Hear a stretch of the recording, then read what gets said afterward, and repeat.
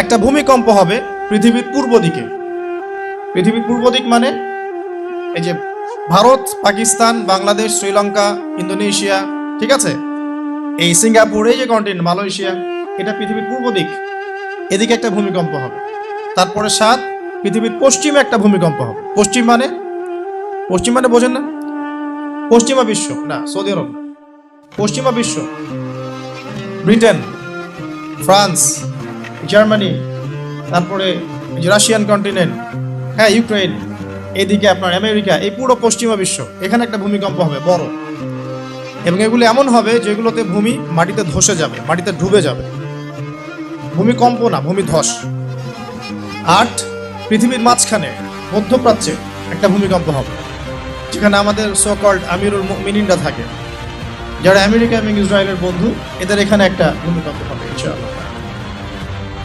আর 9 Yemen থেকে একটা আগুন বের হবে। ইয়েমেন থেকে একটা আগুন বের হবে, যে আগুন মানুষকে হাসরের মাঠের দিকে তাড়িয়ে নিয়ে আসবে। আরেকটা বলেছেন 10 নম্বর, যেটা এই মুহূর্তে আমি ঠিক মনে করতে পারছি না। তো এই 10টা আলামতের কথা নবী সাল্লাল্লাহু আলাইহি ওয়াসাল্লাম বলেছেন, না হওয়া পর্যন্ত, এই 10টা আলামত না আসা পর্যন্ত কিয়ামত হবে না। ঠিক আছে।